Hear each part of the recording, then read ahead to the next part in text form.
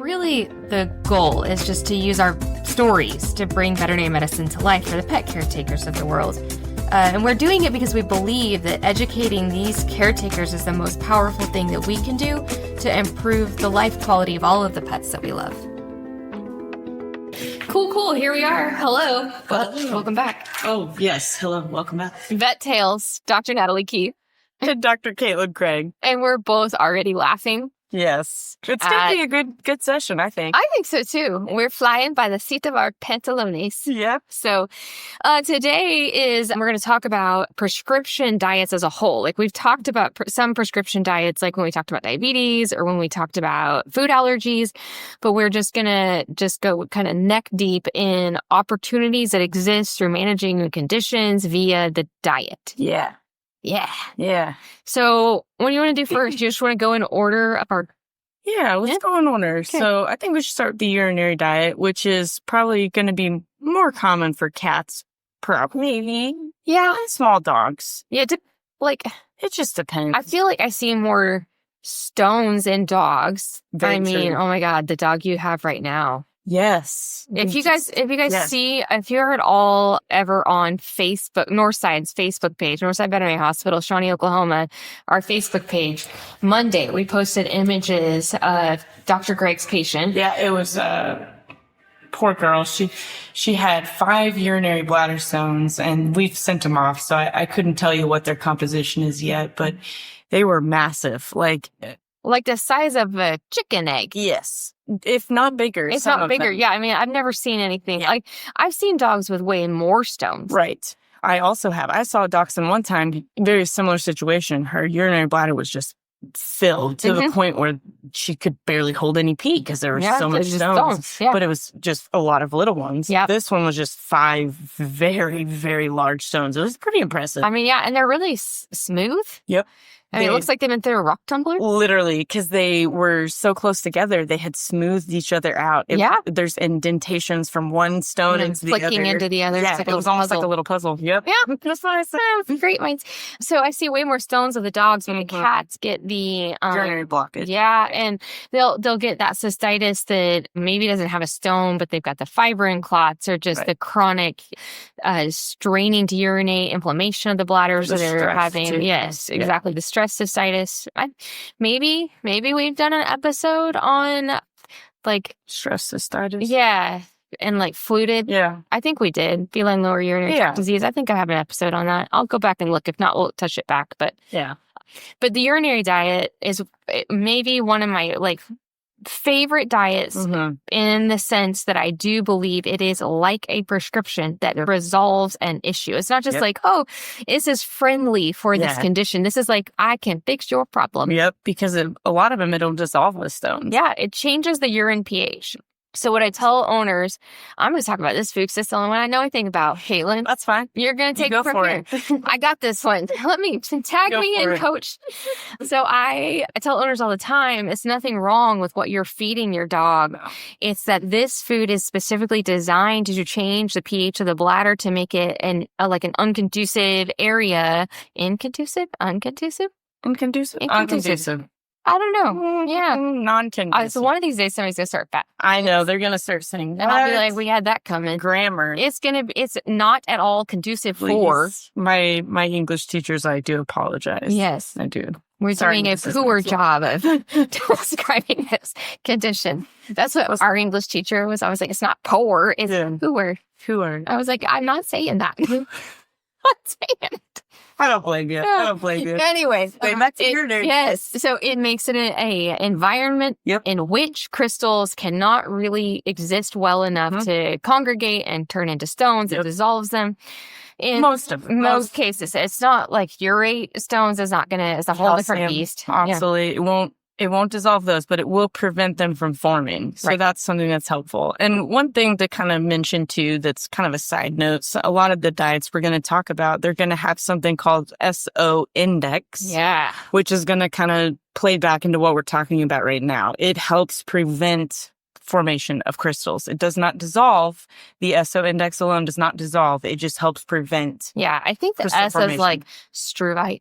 Yeah. Isn't that what it kind of means? Yeah, or Yeah, something like that. It's more, yeah, exactly. It's like, so that's where they get the names. So a lot of these diets are linked to the disease that they're treating. like SO is struvite and Oxalate. And so the urinary SO, struvite. Which is Royal Canin specifically. Yeah. There are other brands too that are great. We should probably say that. We're not getting paid by Royal Canin. Correct. They're not. They're not giving us any kickbacks or anything with this. This is just the main diet we carry in clinic. Yeah, I like it because I think that dogs and cats like the taste of it better. I don't think scientifically one is superior to like Hills or Purina has a lot of prescription lines. There's some other prescription lines out there that I've not tried, but I'm sure are meeting all the standards. Yeah. So don't freak out if you're using a different brand. Yeah, this is just the one we use. Yeah, exactly. And they do focus a lot on palatability. So yes, it is kind of their hallmark is how much. I mean, it's rigorous testing. Yes. Like 95% of patients have to eat it or they won't market it. That's why there's no canned HP for cats. Because they just won't eat it. They won't eat it. They won't eat it. Yeah, which, if they aren't going to eat it, it's not going to help. No. They do also have, all these companies have a guarantee so that if your dog or cat gets prescribed a food and then they won't eat it, you can get your money back. Yep. So, which I think is fantastic. It's risk-free in terms of, buying a bag of food that your pet's not going to eat. Right. So anyway, urinary calm is my favorite one, especially for cats with cystitis, that helps with idiopathic cystitis or stress cystitis in cats because they can literally just get stressed out and it causes bladder inflammation and then they pee all over your house and then you're stressed out. Yeah. And urinary calm is actually really helpful. I mean, I would say 85% of my fluted cats are the ones with the, recurrent idiopathic cystitis will get better. Yep. So and usually resolves and helps prevent future or at least dramatically reduces them. Yeah. I really like the urinary calm for cats. It's fantastic. It's a great diet. It just has tryptophan. Yeah. And which is what's in turkey. Yes. Why we get sleepy. Yeah. On Thanksgiving. I know. And I think it also have like, the thing that's in tryptophan. Sorry, DH. It's the thing that's DHA. In colostrum. DHA. Yeah. It's hydrolyzed milk protein. Which which also makes you sleepy. And supposed to be very relaxing and calming. Maybe sleepy was the wrong word. Yes. Relaxing, calming. That's sleepy. It's not Benadryl. It's not Benadryl. So that's urinary food. If your veterinarian prescribes you a urinary diet, they're definitely take that advice seriously. Yes. It is not the same thing as urinary health over-the-counter food. No. Is not, will not work, is not. No. Don't mix these foods with other foods or it will not be able to change the pH of the urine and therefore is no longer effective. So just go all in. Yep. And if for any reason your pet does have 2 different problems or what we like to say comorbidities. Such a great word. It is such a great word. Not always great though, because it sucks having more than one disease, but they do this, again, this specific company makes multifunction diets. So like urinary diet with hydrolyzed protein. So those kiddos with IBD who also have urinary issues or kiddos with food allergies with urinary issues, it works for them. But again, it's not mixed. They make it that way. So you don't have to mix it. Yeah. If you mixed it, you would actually probably cancel out both. Probably, yeah. Because your hydrolyzed protein isn't going to be SO, and your SO is not going to be hydrolyzed protein, so you're going to blow both diets. Correct. So you got to use their combo. Yeah. Don't mix at home. Yeah, which I think is really cool. Yeah. Which we talked about a lot about food trial already with like the hydrolyzed protein diets and the Ultimino. So correct. We don't need to go over those. Yeah, if you have a dog with food allergies, scroll back to the infamous food trial episode and you will hear more than you can ever wish to know about food allergy. So, okay, what we got next? We have satiety, which is a good one, which is for our kiddos that are overweight. Again, this is a Royal Canin one. There are other brands. There's Metabolic with Hills, another great product. Purina, OM. But these are really good because they have a lot of high fiber content. They help those pets feel fuller. Feel full. Yes, it helps talking is hard today. It helps them feel full. But by filling their tummy with fiber. Exactly. And another good thing too is that these foods have treats. So to go back a little bit, urinary food, there's a treat form as well. And then same with the satiety. So if your kiddo has been diagnosed as being a little chunk, or just, that's the nice way of saying it, but overweight. Yes. Overweight, obese. Those are, unfortunately, I know we don't like to hear those words, but that is what it is. It is a medical condition. Yes. That and impacts their well-being. Oh, yeah. And the satiety also helps with like joint support too, which is what a lot of these pets deal with. A lot of them have arthritis. Yeah. And fat, a lot of people don't realize that it is metabolically active. And so it's actually secreting inflammatory enzymes that is creating inflammation within the system. Sure. And so this helps offset some of that as well. So, exactly. So it helps to get that fat off of them a little bit faster. So if you're struggling with, just cutting the calories or that over-the-counter diet, ask your vet about satiety or take another. That metabolism in booty. Because that's really what it does. It does help change the metabolism as well. Safely. Safe weight loss. Yes. Yeah.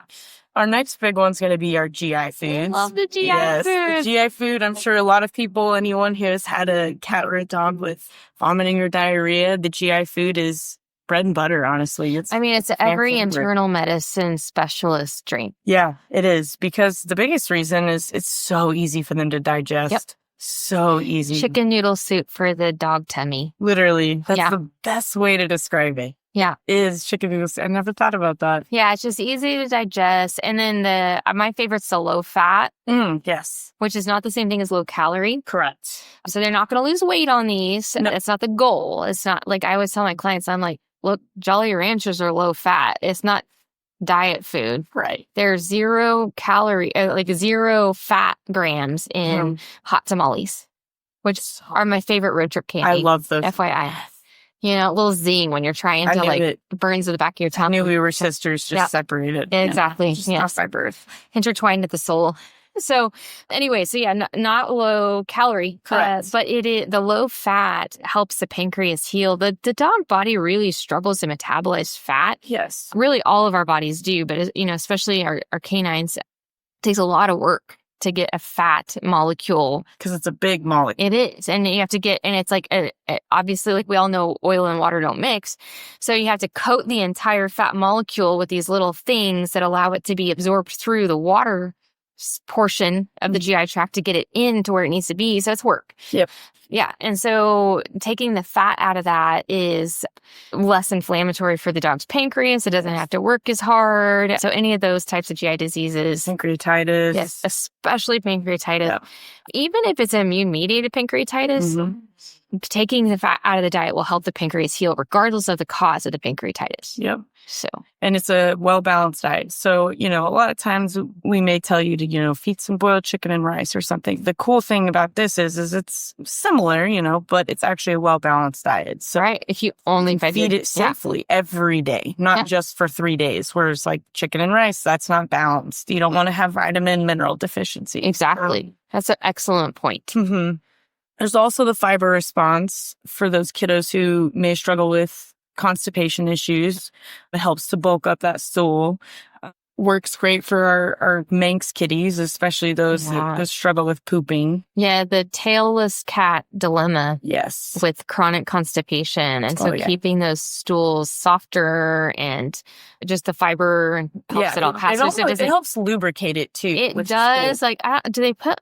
Is it like silicone or something like that? They put psyllium in it. That's what I meant. Psyllium. Yeah, they put psyllium, and then they also put the DHA and EFA, like from the fish oils and stuff, which helps also lubricate the gut. Yeah, so it all just helps pass. Yeah, it keeps it from turning into those really hard little balls. Yeah, which is what a lot of our constipated kiddos do. Their poops a lot of time is really dry, and this really helps to moisten it up. Yeah. Sorry if you don't like that word. Yeah, some people are averse to that one, but there's probably other words in there like poop. Yeah, that might have triggered some people. Right. I hope y'all aren't listening to this on your lunch break. Yeah. Should have had a PSA at the beginning. Well, maybe next time. Well, it is veterinary medicine. Like, what did you think we were going to talk about? That's true. We talk about a lot of poop. And pee and vomit. Fat too, Yeah, absolutely. Another of my favorite diets is the early cardiac diet. Yeah. That's one we talk about a whole lot. And you may not hear us talk about it in exam rooms a lot because unfortunately, there's so many diets and there's so many different recommendations for things. Like it gets hard. But this one is for my kiddos who we know are going to be predisposed to heart disease. For example, my King Charles Cavaliers. Oh, one of my favorite breeds. I love them. Such good dogs. But unfortunately, they are very predisposed to heart disease. I myself have had King Charles Cavalier, who was my soul everything dog. I loved her. And I had her also tell them that I gave her to you. Yeah. I should drop that in. Yes, we need to drop that in. Yeah. I gave her that dog. Yeah. I got her from Dr. Keith. There we go. Okay. That's how perfect she is. So I had her on this diet when I entered into vet school. And I'm here to tell you, he was 15 when she died. That dog was never on heart medicine. Mm-hmm. That is almost unheard of. In the Cavalier Society. Mm-hmm. Like, I know she was, and she was full blood. Yep. She was a lemon a little bit because of that, but also, like, what a blessing. I never had to put her on heart meds. Had other problems. That's okay. Well, I mean, you live to be 15 and you'll get some. Yeah, exactly. Age isn't a disease. It just comes with them. That's right. It's not a diagnosis. But this food really, it helps whenever, especially, myself and I know Dr. Keith as well, we really like to put pets that we know are going to have heart disease on fish oil. Mm-hmm. We don't have to do that. This diet does it for us. Has it in there. So I really, really love that. And, I'm not saying that the food was what prevented her heart disease completely. There's definitely a genetic component to it as well. But for her not developing a murmur until she was 11, also almost unheard of. Yep. Another thing before I forget, it's also low in sodium, which is great because, as you know, too much sodium overworks the heart. So this helps water retention. Mm-hmm. The other thing, I just like tiny tangent. They've got this taurine in it. I think it's worth saying that, like, dilated cardiomyopathy. This is a tiny tangent. Hang on with me while we go down this journey. There were all of a sudden all of these dogs that, genetically speaking, were not predisposed to DCM that yet had it. Like Shih Tzus and things. They're like, what are you doing with DCM? This is for boxers and for dobies and Great Danes. Right. And what they found is there was a high correlation between dogs that were developing this DCM that were on these boutique grain-free diets, especially pea and lentil diets. The FDA did a whole study on it. Yep. And what they found is they believe was a taurine deficiency, which is especially interesting if you're as old as I am. Kaitlyn is not. But I recall the days where we talked about it, and it really was in the 70s, so that is older than me, but we were still talking about it in vet school, which was 20 years ago. Which they did briefly mention it when I was at school as well. It was more like for cats specifically. Yeah, so they thought that dogs and cats did not require taurine in their diet, that it wasn't like an essential amino acid. And so, they were wrong. So punchline, I don't want to spoil this for anybody. It was wrong. These cats were all just getting like canned tuna instead of like actual cat food or milk, tuna and milk or whatever. Yep. And they were all developing dilated cardiomyopathy. And then if you change the diet, it will actually resolve the heart issue. Yep. So I think it's great that they're throwing this taurine into this food to ensure that that's not a component in heart disease. Yeah, I love it. Yes. It's a real easy ingredient to add and it makes it cheap. Honestly. Kidney diets. Another big one. Mm-hmm. All of our kidney kiddos, I'm sure, mostly older pets, but there can be some young ones that are on this diet. The biggest thing with these is it's lower protein because what our kidneys do, they filter a lot of our stuff, our protein breakdown byproducts. It filters those out into the bladder and we pee them out. These kiddos that don't have good kidneys, they can't do that as well. So these toxins tend to build up in the body. Well, they come up with these diets, much lower protein, still safe, not safe for pets without kidney disease. This is not a diet that you can just casually feed to all of your animals. You can't do that. Then you will run into problems. But these kiddos who have the issue of being able to filter this out, whether it's BUN and creatinine, which are big kidney ones, but also phosphorus. It's also low in phosphorus. And so that way the body doesn't have to work as hard at filtrating these byproducts because it's not breaking down doesn't have as much to break down. The cool thing, too, is that if you ever notice the kidney diets, they always have these weird little letters and stuff. You're like, oh, renal F. That must stand for like fancy, flurbiprofen or something. You're like, that's definitely a really serious term. Right. When really it stands for flavorful. Flavorful. Yeah. They're just words to describe how the food is presented to the cats or the dogs. So we have found, especially with cats, that when they eat, they either go by texture and taste or smell. Well, some of these where you have like renal A, which just stands for aromatic. If your cat loves that stinky, gross, food, you know what I'm talking about. Yeah, like the canned food that you crack open. Yeah, like what happened? Exactly. Like, did something die in this can? Like, oh man, but they love it, and that's another good thing because historically, cats wouldn't eat these diets. Specifically, cats, dogs. They really wouldn't though either, honestly. I mean, it's tough. It was tough, but they once they figured out the whole taste and smell aspect, texture, they came out with all these different textures, flavors, smells, and it's really nice. And they've broken it down with dogs and cats. There's a vegetable grain-based protein. There's a pork and vegetable-based protein. So it's really cool. They're all good for the kidney disease, but you have all of these options for which one will my pet eat. Because like a lot of times kidney dogs don't eat well because they already have issues. They don't feel good. The phosphorus makes them feel fluey. Their stomach's got extra acid built up in it. And so this is where that guarantee comes in so handy because they're like, they will not eat flavorful. What about aromatic? Yep. And you just keep going down the list until you find something they'll eat. Yeah. And then you can switch brand to brand as well. Right. And they also recently came out, it's within the last year or two, I believe, the early renal consult. Yeah. Which is for those kiddos that, we just diagnosed with kidney disease and it's only a stage 1. Right. Again, it still has the formulated with low phosphorus and stuff, but it's not as low as your regular renal support diet. Yeah, as far as the protein's concerned. And the protein's supposed to be easier to digest as well, or easier to process. The kidneys aren't working as hard at their job. Yeah.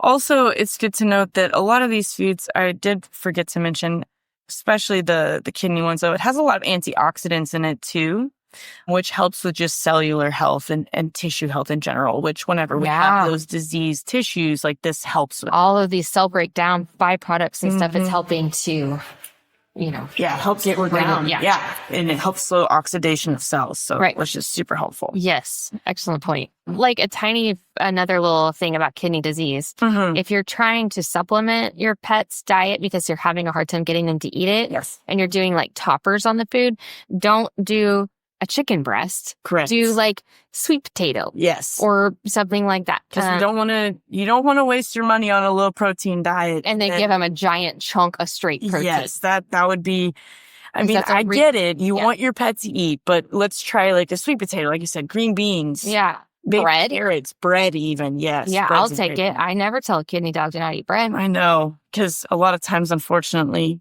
those of you who have had kidney pets, they get skinny. They do. All right, what's next? We have our mobility diets, also a huge fan favorite. A lot of our big dogs are giant breeds, or our dogs prone to, hip dysplasia. We had our German Shepherds, Rottweilers, Dobermans, and then even our little dogs that have our patellar luxations and things like that. They honestly benefit from it too. If you're supplementing your dog with joint supplements and they're not on a medicated food, honestly, this is a great option instead of just doing, supplements and a regular food. Yeah. Just put them on this. Yeah, I feel like, in my opinion, those joint supplements, I think the studies are a little dodgy on how helpful they really are. Very fair. Of how much you'd actually have to give the dog for it to be helpful. Right. When they're eating a whole bowl of it. Right. Now we're making some progress. Exactly. So I would rather have a client spend the money on this. And, fish oils, it's going to have a ton of fish oils already in it. Like, so you're not going to, you're going to have the joint chew in the food in a volume that's actually going to be helpful for the pet. And the other thing that's good is, because unfortunately we do handle a lot of overweight pets again. Yeah, this helps it's got a lower caloric content. Yeah. So it helps those kiddos that are overweight. Yeah. I mean, we get it. We get it. I mean, I would be lying if I told you I didn't have an overweight pet. I have had many and may have one now. May not. I don't know. Yeah. We're working on it. Whenever Dr. Dame and I are around here, he's always like, I'm not going to talk about my cat's weight with you today. Yeah. So, next topic. And also, the cat's name is Cheeseburger. So, I mean, it's not his fault. I mean, honestly, what you going to do when you start off with a name like Cheeseburger? Right, exactly. Okay. All right. And then again, just going to briefly mention those kidney diets have those multifunction options. Oh, yeah. So the kidney diets, a lot of times kidney, again, older pets, joint issues, they have both. So they have mobility and kidney diet. Yep. As well as, again, our lovely kidney and the hydrolyzed. Yep. God love you. Hydrolyzed, like when you have a food allergy, you've already had like a tough break. I know. And now you got kidney disease? Yeah, Mercy. It's hard. But I'm very appreciative that they have that. Oh, yeah. It's a game changer. Because before you're just like, which disease is more important to manage? Do I want his kidneys to fail or for him to scratch his hair off his body? This has just been fantastic because now we have both. Options. We don't even have to, choose and say, let's do both. Yeah. I mean, and I don't know how, I literally don't know because the answer may be all of them, but I don't know how many of the other companies actually have these. Ooh, yeah. I know that Hills has some multifunction because they do have like a column urinary similar. I believe it's like a stress. Yeah. Theirs is labeled differently, but it's the same, very similar product. But I don't really know if anyone else does. I'm sure they probably do. Yeah. But I just think it's a really cool thing that is increased, like they're figuring out how to do more of it. Yeah, exactly. So we're getting more options as the years go by. Right. And thankfully, since the whole COVID debacle with having ingredients and the shortages we didn't have those multifunctions for a minute, but they're back now. And the treats went away too. Yes. So that was because that was like the first thing they were like, okay, treats got to go. Yep. They had to Giving your dog baby carrots until this comes back. I know. Yep. All right. And then we talked about calm a little bit with the urinary SO. A lot of times they're on the multifunction. It's pretty uncommon for us to just be on the calm itself. But I have a hard time when I have a cat with cystitis that I know needs to be on calm. I have a hard time not just doing urinary calm because the price difference is negligible. Yeah. And maybe if you had a cat, okay, so here's an example, like maybe a cat that has stress, psychogenic alopecia, where they're over grooming. Very true, very true. That might be an forget about that. Yeah, because it's not always the urinary bladder that they show stress. It can be their fur when they're doing that. So that would be a good indication for just... I haven't tried it on dogs, honestly. I haven't either. I know they have it. They use it more for small dogs, I believe. Yeah, it would make sense. Just for small dogs. Okay, that actually makes sense. Yeah. And I believe it's because the ingredients that they use, like the tryptophan and the milk protein, it's just the amount they would have to use for medium to large dog. Yeah, it's just, and it was just, I think, ungodly expensive. They might have had it at some point, but. Interesting. The dental diets, that's another one of my favorites. Oh, I know you like that. Yeah. Girl loves dentistry. I do love dentistry. It's a blessing and a curse.